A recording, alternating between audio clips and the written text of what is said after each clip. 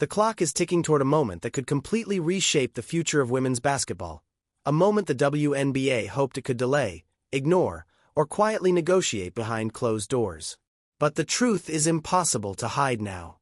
The league is heading straight toward a showdown in 2026, and everything that has been built over nearly 3 decades is suddenly at risk.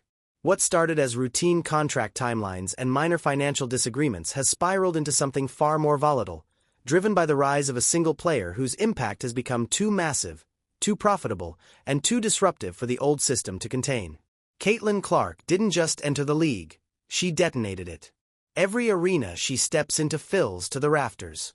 Every broadcast she appears on breaks numbers no one thought were achievable. Every piece of merch with her name on it sells out instantly. Her presence didn't just bring more attention, it redefined what women's basketball could be worth. And with that explosion of interest came a pressure the WNBA was never prepared to withstand. Because buried beneath the applause, the sold-out crowds, and the meteoric rise of a new global star is a financial system stuck in the past.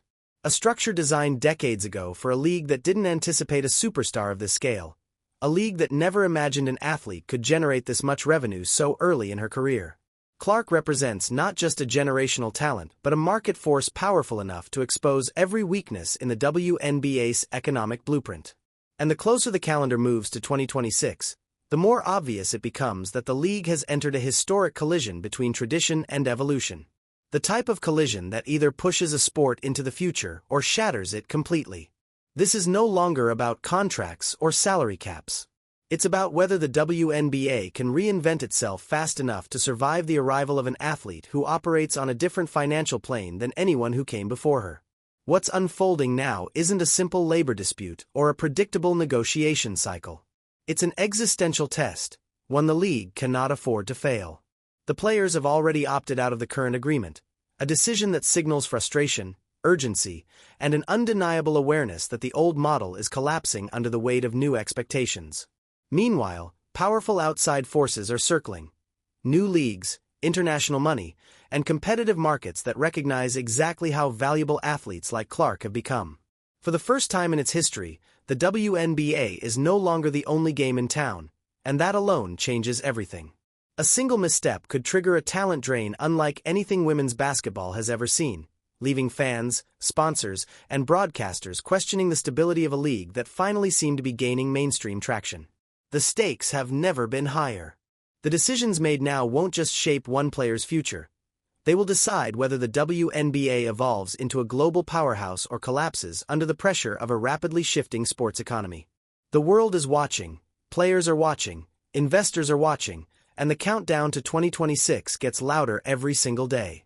And as the tension builds, one truth becomes impossible to ignore. Caitlin Clark didn't just elevate the WNBA.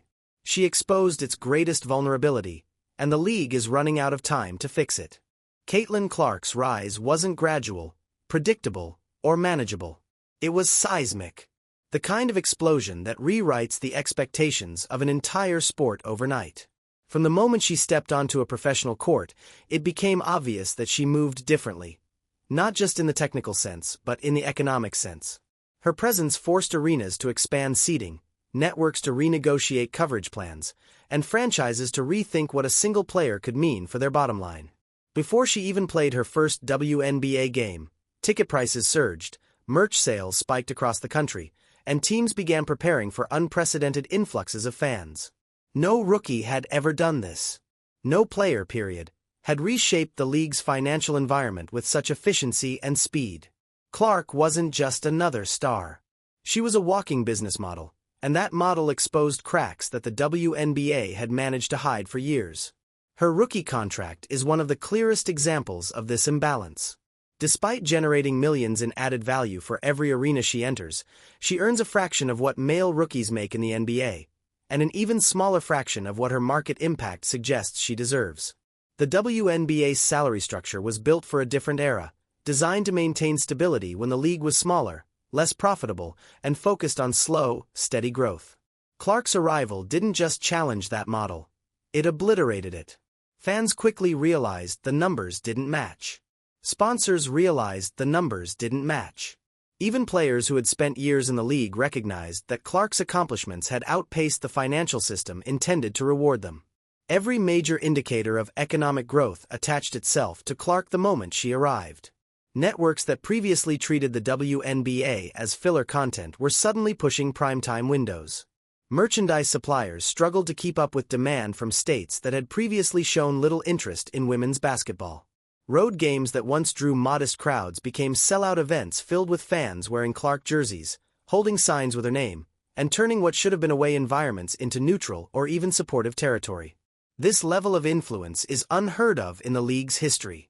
The WNBA had never seen a single athlete capable of driving national conversation on this scale, and with that impact came a question the league didn't want to confront. What do you pay someone who is worth more than the entire system was designed to handle? The uncomfortable truth is that Clark's rise revealed a gulf between value and compensation so wide that ignoring it became impossible. The league found itself stuck between tradition and necessity, unable to deny her worth but reluctant to unravel a salary structure that had taken years to refine. Yet the numbers kept climbing. Viewership records fell. Social engagement surged. Attendance charts skyrocketed. Sponsors began building entire campaigns around her name. Every metric that defined success pointed to the same conclusion. Clark isn't just a star, she's the economic engine of the league's new era. And a system that pays its primary engine less than what she generates in a single weekend was doomed to fail. Her influence didn't just break the system financially. It broke it culturally. Younger players entering the league began to view Clark as proof of what women's basketball could be. Fast-paced, highly marketable, and capable of attracting international attention. Meanwhile, longtime veterans who had fought through years of low pay and limited visibility felt the shift in ways that stirred both excitement and discomfort. The league was changing faster than anyone expected, and Clark stood at the center, pulling women's basketball into a new economic reality. This wasn't a reform. It was a revolution.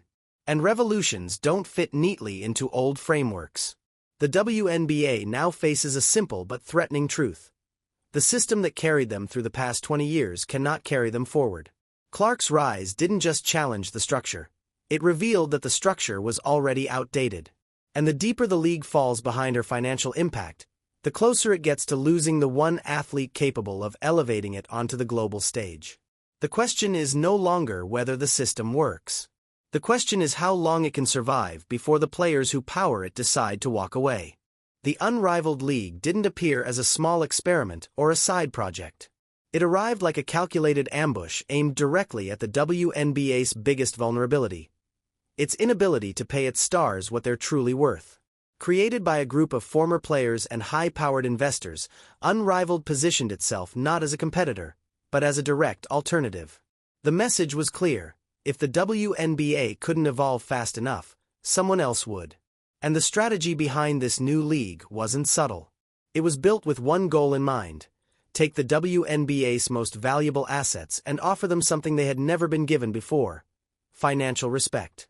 Instead of locking players into long seasons packed with brutal travel schedules, Unrivaled built a condensed format where athletes play fewer games in a centralized location. No red-eye flights from coast to coast. No back-to-back road trips. No months away from family and friends just to earn a paycheck that barely reflects their contributions. Everything is built around efficiency. Maximum exposure with minimum wear and tear. In Miami, players live, train, and compete all in the same city. That alone changes the equation. The WNBA demands constant travel, non-stop movement, and a grind-heavy schedule that wears down even the toughest veterans. Unrivaled cuts that burden in half, creating a lifestyle athletes can actually sustain. And then there's the money. The pay structure isn't just better, it's transformational. Reports have surfaced about guaranteed contracts that match or exceed top WNBA salaries, endorsement partnerships offered directly through the league, and performance bonuses that dwarf what most players currently receive. But the real game changer is equity. Unrivaled doesn't just want players to participate, they want them to own a piece of the league itself. That means long-term value, passive income, and the chance to grow financially as the league grows in popularity. For a player like Caitlin Clark, receiving a revenue share or ownership percentage could be worth tens of millions over time. That's not a signing bonus. That's generational wealth. The Unrivaled League also understands branding better than most traditional leagues. Rather than relying on established franchises, they center the marketing around the athletes themselves. Players become the product. Their personality, their social media presence, their highlights, their storylines, everything is monetized with precision. Clark, whose online following already dominates women's basketball, would fit perfectly into this model. She wouldn't just be an athlete. She would be the face of the entire operation, with full control over how her image is used and how her influence translates into revenue. That level of autonomy simply doesn't exist in the WNBA's current structure. The threat this league poses isn't hypothetical. It's immediate and real. Athletes who once had no choice but to accept WNBA salaries can now compare offers, weigh opportunities, and choose the path that aligns with their value. Many players have already expressed private interest, and some have openly said they would consider leaving if the compensation is competitive enough. The timing of Unrivaled's rise is also strategic. With the WNBA's CBA expiring in 2026, players can freely walk away right when the new league is gearing up for expansion. It's a pressure point designed to force the WNBA into difficult decisions, and the ones who stand to benefit most are the stars who drive the market. For Caitlin Clark, the math becomes painfully straightforward.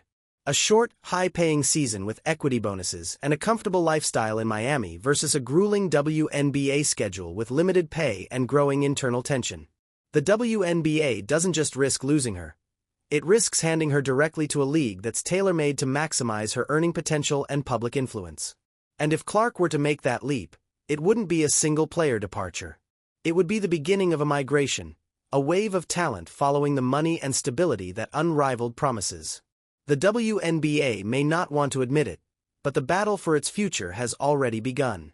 A new league walked straight into the marketplace and offered players everything they've been asking for: ownership, money, efficiency, respect.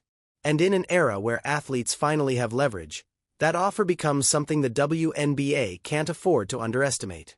Because the moment even one superstar decides to cross over, the entire landscape of women's basketball could shift permanently.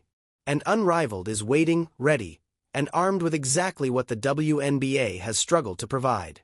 For years, overseas basketball was a necessary escape route for WNBA players who wanted to earn a real living. The paychecks in Europe, Russia, Turkey, and parts of Asia often doubled, or even tripled, what players made in the United States. But what once served as a financial supplement has transformed into something far more threatening: a fully developed alternative marketplace with the resources, the ambition, and now the global attention to compete directly with the WNBA. And the timing couldn't be worse. Just as the league faces internal pressure and competition from new domestic ventures, international organizations are preparing offers that could reshape the power structure of women's basketball. The biggest shift is the growing interest from sovereign wealth funds, massive state-backed financial arms from countries determined to use sports as a tool for global influence. These groups have already disrupted soccer by offering astronomical contracts to top players, reshaped professional golf with billion-dollar investments, and made their presence known in combat sports and Formula One. Women's basketball, especially with the explosion of Caitlin Clark's global recognition, is starting to look like the next frontier. Rumors are circulating about teams willing to offer superstar-level wages that dwarf anything available in the WNBA. And for athletes who have already proven their market value, these whispers aren't just noise, they're opportunity. Imagine a league where star players earn several $1 million per season before endorsements. Imagine facilities with world-class resources, private travel amenities, and marketing teams designed to elevate players into global icons.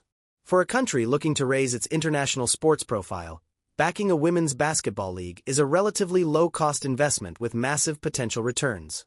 Caitlin Clark's name alone could elevate an entire franchise, league, or nation onto the world stage. And overseas executives understand the value of associating with rising stars. For them, Clark isn't just an athlete, she's a global marketing asset. What makes these offers even more dangerous for the WNBA is that they come without the structural limitations of American sports. There are no hard salary caps, no revenue-sharing restrictions, no decades-old agreements limiting player compensation. If a wealthy ownership group decides a player is worth $10 million a year, they can simply pay it. There's no committee to vote on it, no union constraints, no slow-moving bureaucracy. That kind of financial freedom is exactly what athletes have always dreamed of but rarely experienced within the United States' tightly regulated sports ecosystem. Beyond the money, there's lifestyle. Many overseas leagues offer shorter seasons, luxurious accommodations, private chefs, expansive training facilities, and travel arrangements that drastically reduce physical strain. Players who go abroad often speak about how well they're treated, how supportive the fan bases are, and how seriously the teams invest in their success. These environments don't just pay better, they feel better. They operate like elite professional experiences, not survival mode grind cycles designed to stretch every dollar. For a superstar like Clark, the appeal becomes almost impossible to ignore. She could dominate international competition, expand her influence across continents, and become a global ambassador for the sport in a way that extends far beyond American borders. And she could do it while earning more money, experiencing less physical exhaustion, and building a brand that reaches into markets the WNBA has never fully tapped. That kind of global exposure is priceless for long-term career growth, especially as social media and international sponsorships become increasingly intertwined with athletic success. The most alarming part for the WNBA is that this isn't theoretical. It has already happened to some of its most talented players. Many of the league's biggest stars quietly admit that their real income comes from overseas, not from their WNBA salaries. Some have spent years competing abroad just to maintain financial stability. And now, with global talent at an all-time high and investment interest surging, overseas leagues aren't just supporting WNBA careers, they're positioning themselves to replace them. If even one sovereign-backed league decides to make a move in women's basketball, the financial gap will become insurmountable. And the players know it. The agents know it. The executives overseas know it. What was once a side hustle has become a direct competitor, a powerful force that the WNBA can't regulate, negotiate with, or outbid. The league is already fighting a two-front war, and the international market adds a third. One with deeper pockets, broader reach, and no structural limitations. The question isn't whether overseas offers will come. It's how many zeros will be attached when they do. Inside the WNBA, behind the cameras and the public statements, there's a tension simmering that almost nobody wants to talk about. It's not about rules, contracts, or league policies. It's about the human side of the sport, the emotions, the jealousy, the resentment, and the unspoken frustrations that come with suddenly being part of a league transformed by one player's meteoric rise. While fans see the sold-out arenas and skyrocketing ratings, players inside the locker rooms see something different. They see a spotlight that used to move slowly and evenly across the league now locking itself almost exclusively onto Caitlin Clark. And no matter how professional the environment tries to remain, that shift creates pressure points that the league is struggling to control. Veterans who spent years grinding through low pay, empty seats, and minimal national attention are now watching a rookie receive levels of hype they never experienced. For some, it's inspiring. For others, it's uncomfortable. And for a few, it's infuriating. Those emotions don't disappear just because athletes are skilled or disciplined. In fact, they often grow stronger in competitive spaces, where pride, respect, and hierarchy matter. The tension has already surfaced publicly in small but clear ways. Comments about media bias, mentions of overhype, and subtle digs that hint at deeper frustration. Even fans have noticed the difference in how certain players interact with Clark compared to other rookies. What looks like intense competition on the court sometimes feels like something more personal underneath. Then there are the fouls, the hard hits, the unusual level of physical targeting that Clark faced from day one. While physical play is part of basketball, the pattern became difficult to ignore. Veteran players who usually pride themselves on clean, disciplined defense began delivering hits that crossed the line into something that looked more like a message. Those moments were replayed across social media, magnified by fans and analysts who questioned whether Clark was being welcomed into the league or being warned about stepping into a space where some players didn't want her to shine too brightly. And the more physical the games became, the more the public conversation shifted toward questions about jealousy and internal division. Inside the locker rooms, these dynamics create an atmosphere that leadership can't simply smooth over with press releases or motivational speeches. Resentment, especially when it's rooted in years of feeling undervalued, isn't fixed overnight. When one player becomes the focal point of an entire league's success, everyone else is forced to confront uncomfortable comparisons. Why is she getting the endorsement deals? Why does the media follow her every move? Why does she receive more coverage than players who have been here for a decade? These questions don't disappear just because the league needs unity. They linger. They circulate. They affect relationships, communication, and team chemistry. For Clark, the situation becomes a tightrope. She can't dim her talent to appease others, but she also can't control the media frenzy that surrounds her.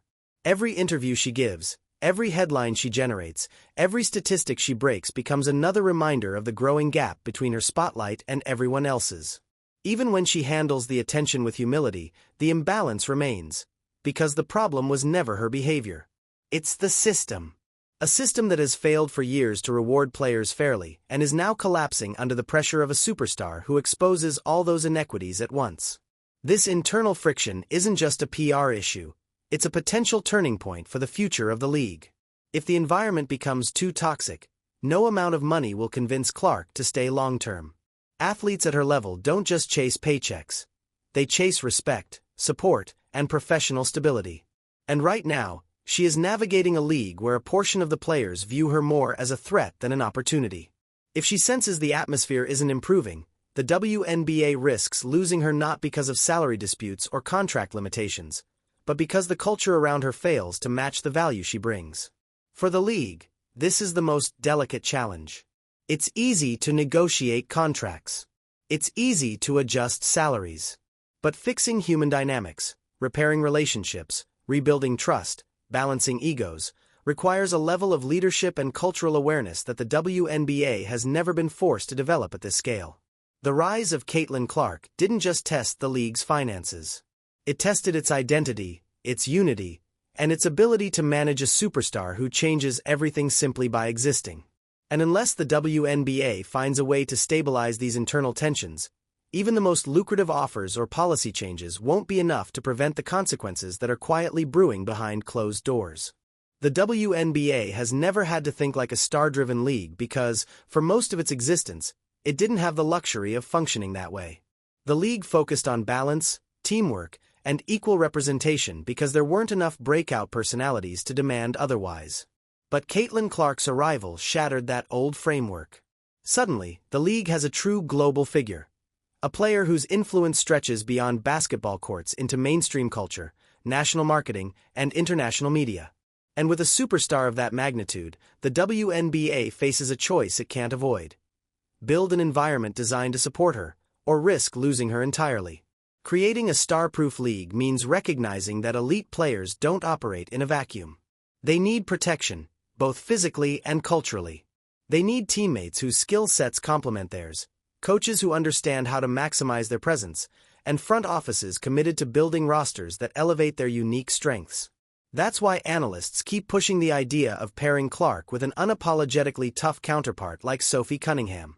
Not just because Cunningham can defend aggressively or space the floor, but because she brings an attitude that stabilizes the pressure surrounding a superstar. She can take the hits, push back when games become too physical, and act as a buffer in ways that allow Clark to focus on what she does best. Score, create, and elevate the game without constantly worrying about being targeted. This isn't just about basketball fit. It's about business strategy. A superstar-friendly roster doesn't just win games. It creates narratives, storylines, rivalries, marketable identities that drive fan engagement and sponsorship opportunities. Pairing a finesse-oriented sharpshooter with a gritty, fearless competitor creates a dynamic that appeals to multiple types of fans. You attract those who come for Clark's long-range fireworks and those who come for Cunningham's physical intensity. This kind of duo becomes more than a partnership. It becomes a brand. And in a sport where media attention can change the trajectory of a league, brand power matters. Building around Clark also means understanding how her presence impacts the league's commercial ecosystem. Teams that invest in her success, both on and off the court, position themselves to become the face of the WNBA. Merchandise revenue spikes, ticket sales surge, and broadcast networks push for more nationally televised games. That level of exposure benefits not just the franchise but the league as a whole. But if the WNBA wants to harness that value, it has to adapt faster than it ever has before. That requires embracing something women's basketball has traditionally resisted: prioritizing the needs of individual stars. This shift is uncomfortable because it forces the league to confront an uncomfortable truth: not all players bring equal value. Some athletes put fans in seats, move merchandise, and draw national attention. Others don't. For decades, the WNBA avoided acknowledging this reality by emphasizing collective strength and equality. But the modern sports landscape doesn't reward equal visibility, it rewards star power. And Clark is the kind of star who can carry an entire league if she's given the right conditions. A star-proof league also requires a cultural reset, one that encourages players to embrace the spotlight rather than resent it. This means defining clear expectations, implementing leadership programs, and fostering an environment where teammates understand the commercial importance of protecting their biggest assets. The NBA went through a similar transformation during the Jordan era. Teams learned that supporting their stars didn't diminish the importance of the collective. It amplified it. Championships, sponsorships, and legacy moments all followed because the league embraced the value of building around transcendent players. The WNBA is at that same crossroads. Creating an ecosystem that supports Clark doesn't mean ignoring everyone else. It means recognizing that her success can lift the entire league if managed correctly. Think about what happens when a superstar feels valued. They stay longer, attract more fans, elevate their team, inspire younger players, and bring more money into the system. It becomes a cycle of growth that benefits everyone. But if the league fails to create those conditions, the opposite occurs. Stars leave. Fans follow. Sponsors shift their attention. And the entire structure begins to crack under the weight of missed opportunities. To build a star-proof league is to accept that the future of women's basketball depends on understanding the power of individual influence. Caitlin Clark is more than a generational talent. She's a catalyst. A catalyst who can transform the WNBA into a global entertainment product if the league is willing to evolve its mindset, its strategies, and its understanding of how modern sports economies function. And if the WNBA doesn't adapt, there are plenty of other leagues, both domestic and international, ready to build that superstar-friendly environment themselves. The choice is clear, and the clock is moving faster than the league would like to admit. For the WNBA, surviving the coming storm will require more than incremental upgrades, minor salary bumps, or polished press releases promising long-term growth. The league is standing on the edge of a financial cliff, and the only path forward involves a level of structural overhaul that professional sports rarely attempt. The traditional system, fixed salaries, tight budgets, centralized control, and cautious expansion, simply can't contain the value of a superstar who generates millions every time she steps on the court. To keep Caitlin Clark, and others like her, the WNBA must create an entirely new compensation model. One that acknowledges market reality rather than clinging to outdated frameworks built for a different era of women's sports. The most promising solution is also the most disruptive: revenue sharing tied directly to the athlete's commercial impact. This means players like Clark would earn a percentage of ticket sales when attendance spikes, a percentage of jersey profits when merchandise sells out, and a percentage of broadcast revenue when their games draw record-breaking viewership. It's the same philosophy that turned Michael Jordan into a global financial phenomenon. His impact was so massive that Nike didn't just pay him to wear their sneakers, they gave him a piece of the profits, allowing him to earn tens of millions each year because of the revenue he directly generated. Clark is one of the few athletes in women's sports capable of justifying a similar arrangement, and the league has reached a point where refusing to consider such structures would be economically irresponsible. Equity is the second pillar of a sustainable future. In a world where new leagues like Unrivaled are already offering ownership stakes, the WNBA has no choice but to respond. That means giving top players access to shares of team revenue, league profits, or even specific commercial ventures tied to their personal brand. Ownership makes players long-term stakeholders rather than temporary employees.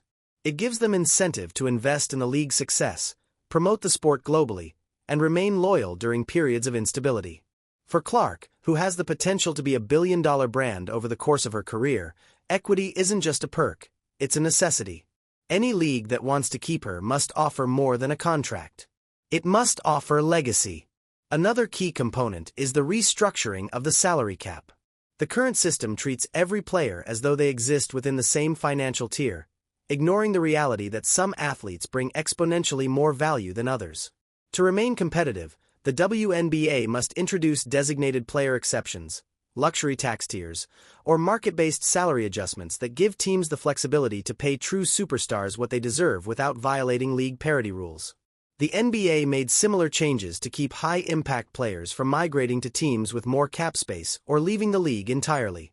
The WNBA must now face that same challenge on a much tighter timeline. But financial innovation isn't the only piece of the puzzle. To truly save the league, the WNBA must also modernize its governance structure. Players need more voice in decision-making, real influence, not symbolic committees or advisory roles. They should have input on scheduling, marketing strategies, international partnerships, and league-wide branding decisions. Athletes like Clark understand the modern entertainment landscape better than many executives, especially when it comes to social media dynamics, fan engagement, and personal branding. A league that listens to its stars is a league that evolves. A league that ignores them is preparing for an exodus. The WNBA must also rethink how it packages and sells its product. Clark's presence has proven that fans crave narrative-driven sports entertainment, rivalries, iconic matchups, storyline arcs, and marquee events. The league should build around that, constructing a calendar that highlights superstar moments and capitalizes on heightened public interest. More primetime windows, more nationally televised matchups, more emphasis on individual storylines. Women's basketball is entering a new era where entertainment value matters as much as gameplay. Leaning into that shift isn't selling out, it's leveling up. All of these changes require boldness, creativity, and the willingness to break old habits. But the alternative is far worse. If the league sticks to its traditional model, it risks losing the players who are driving its current momentum. And once those stars leave, the media attention fades, sponsorship dollars shrink, and growth stagnates. Momentum is a fragile thing in sports. It builds quickly, but it evaporates even faster if not supported by strategic investment. Caitlin Clark gifted the WNBA a surge of global attention, the kind leagues pray for but rarely receive. Wasting that moment wouldn't just be a missed opportunity, it would be a catastrophic failure of vision. Saving the WNBA requires courage. Courage to overhaul salary structures. Courage to share revenue. Courage to embrace equity. Courage to let stars take center stage without fear of disrupting tradition. The blueprint is there. The solutions exist. But they only matter if the league acts now, before competitors seize total control of the market. Everything hinges on whether the WNBA is willing to evolve fast enough to match the pace of the superstar who has already transformed its future. The WNBA has always prided itself on competitive balance, a league where every franchise, big or small, new or established, has a fair chance to build a contender. But that balance is built on a financial foundation so rigid that it never accounted for what happens when a true megastar enters the system. Clark's rise didn't just stress the structure, it split it. Suddenly, the market forces surrounding women's basketball pulled the league in opposite directions. On one side, massive media markets like New York, Los Angeles, and Chicago are positioned to explode financially if given the freedom to sign superstar-driven contracts. On the other, smaller market franchises are terrified of being left behind, overshadowed by teams with deeper pockets, stronger corporate partnerships, and access to a level of spotlight that their cities simply can't replicate. Under normal circumstances, the league could address this with modest adjustments, but Clark's impact complicates everything. The revenue she generates isn't distributed evenly. When she plays in Chicago, the city benefits. When she sells out an arena in New York, that franchise enjoys a financial boost. Meanwhile, teams in smaller markets must hope she tours through their city just to get a temporary attendance spike. A superstar whose influence is this concentrated becomes a double-edged sword. She elevates the league, but she also exposes the inequality between franchises with massive population centers and those without. If the WNBA shifts toward market-based compensation, big city franchises could afford to offer deals that smaller markets simply can't match. And once that happens, competitive balance dissolves overnight. The NBA struggled with this same issue in the early 2000s. Without proper financial controls, Stars gravitated toward teams in glamorous markets or franchises known for deep pockets. The league was forced to create new systems, luxury taxes, salary exceptions, revenue balancing, to prevent small market teams from collapsing. The WNBA, however, has far fewer resources and a much smaller margin for error. If one or two teams gain overwhelming financial advantages, smaller franchises might not survive the transition. They could lose talent, lose revenue, and eventually lose their ability to compete. The league's tight structure was designed to prevent this exact scenario, but holding on to that structure now could push superstars away permanently. Corporate partnerships play a massive role in this widening gap. Companies gravitate toward markets that maximize visibility, and Clark's presence in a major city could trigger a corporate arms race. Imagine tech giants, international brands, and major sports advertisers aligning themselves with franchises in New York or Los Angeles, funneling millions into local marketing campaigns. Smaller markets do not have access to that level of corporate power.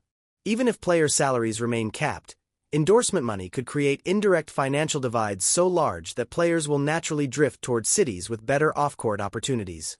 Choosing a team becomes less about basketball and more about building generational wealth. And for many athletes, that's not a difficult choice. Broadcast networks add even more pressure. When ratings spike because Clark is on TV, networks naturally want her in more national windows. That means scheduling preferences for larger markets, more primetime exposure for teams with superstars, and more opportunities for big market franchises to build their brands. Smaller teams get pushed to the margins, playing in less visible slots with fewer eyeballs and diminishing commercial influence. The league wants every team to shine, but broadcasting economics always gravitate toward the biggest draw, and Clark is the biggest draw the WNBA has ever seen. All these forces collide to create a market war that threatens to fracture the league from within. If compensation structures shift toward performance-based pay or revenue sharing, large market franchises will thrive while others struggle to keep up.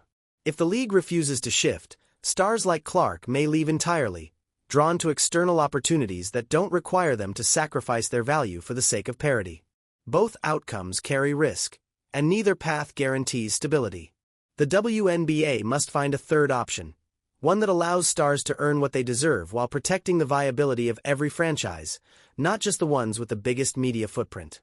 This is the challenge the WNBA never prepared for. The league was built for collective growth, but the modern sports economy rewards individual influence. Now, those two philosophies are crashing into each other, creating pressure the league can no longer ignore. How the WNBA chooses to navigate this moment will determine whether it evolves into a thriving, star-driven entertainment product, or becomes a fractured system where only a handful of franchises enjoy long-term success. The margin for error is razor-thin, and every decision the league makes from this point forward carries consequences that could shape the future of women's basketball for generations. The WNBA is now standing at the most critical turning point in its history, a moment charged with more pressure and possibility than anything the league has faced before. Every year, every season, every negotiation leading up to this point has carried the shadow of something unresolved.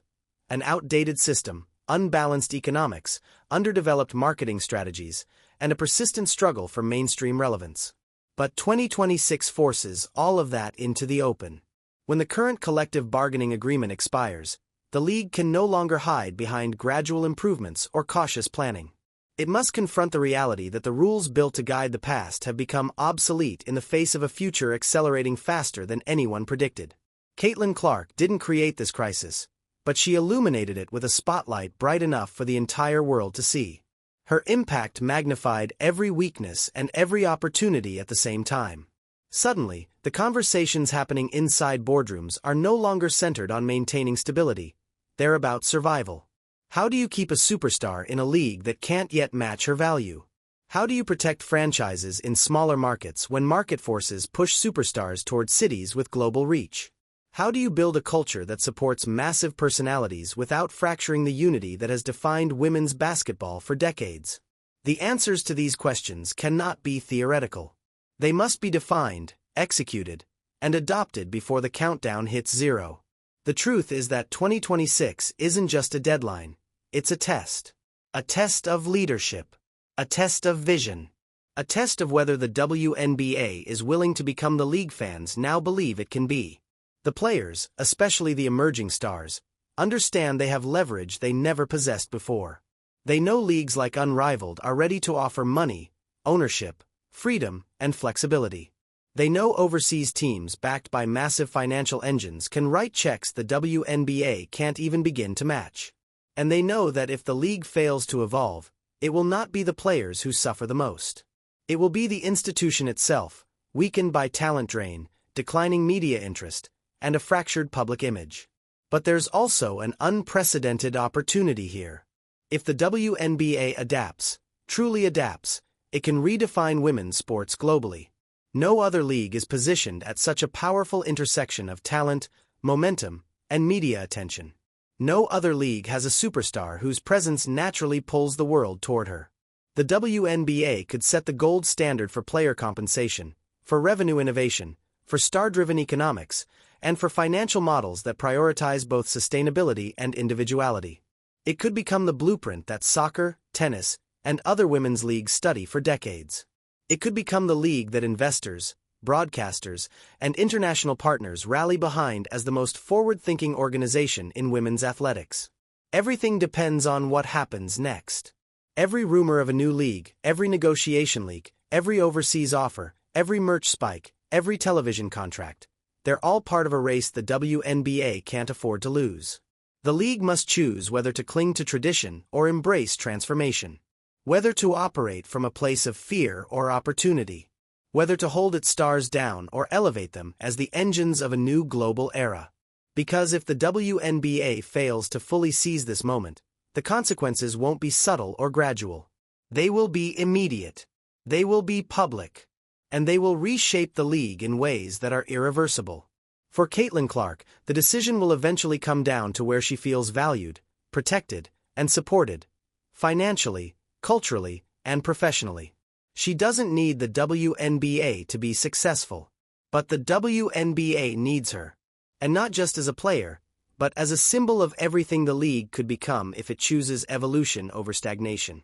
Whether she stays or goes will be one of the defining moments in the history of women's sports, a choice with ripple effects that extend far beyond one franchise, one season, or even one country. As the countdown to 2026 grows louder, the truth becomes clear. This is the era that will define the next generation of women's basketball. The talent is here. The attention is here. The momentum is undeniable. But momentum is fragile, and the window of opportunity is not infinite. What happens next will determine whether the WNBA becomes a global powerhouse, or a cautionary tale of what happens when a league fails to adapt to the power of its own stars. And in the end, one thing is absolutely certain. The clock isn't slowing down. The future of the WNBA now sits on a razor's edge, balanced between the most explosive moment of growth in its history and the risk of losing the very stars who made that growth possible. It's a rare crossroads, the kind that doesn't just determine the next season. It determines the next era. Caitlin Clark didn't ask to become the focal point of a league-wide transformation, but her impact left the WNBA with a choice it can't delay any longer. Either evolve into a modern player-driven sports institution capable of keeping generational talent, or watch those same players take their influence, their audiences, and their global value somewhere else. The opportunities are massive. The threats are real. And the countdown to 2026 isn't slowing down. The decisions being shaped right now, in negotiations, in boardrooms, in locker rooms, and in the minds of the league's brightest stars, will define women's basketball for decades. If the league embraces bold reform, it could emerge from this moment stronger than ever. If it doesn't, it risks becoming a fragmented product overshadowed by better-funded, more flexible competitors. Everything depends on whether the WNBA can recognize the magnitude of the moment and act with the urgency it demands. Whatever happens next, one truth is undeniable. We are witnessing a turning point that future fans, players, and sports historians will look back on as the moment everything changed. If you've made it this far into the video, it means you're one of the viewers who actually cares about these stories, these players, and the future of the sport. And listeners like you are the reason this channel exists in the first place. So before you head out, take a second to support the content. Subscribe to the channel so you don't miss the next deep dive into the biggest stories shaping basketball today. Hit the like button so YouTube knows this is worth sharing with more people. And drop a comment below to tell me what you think the WNBA should do before 2026 hits. Your thoughts help shape future videos and push these conversations even further. Thanks for watching, and I'll see you in the next one.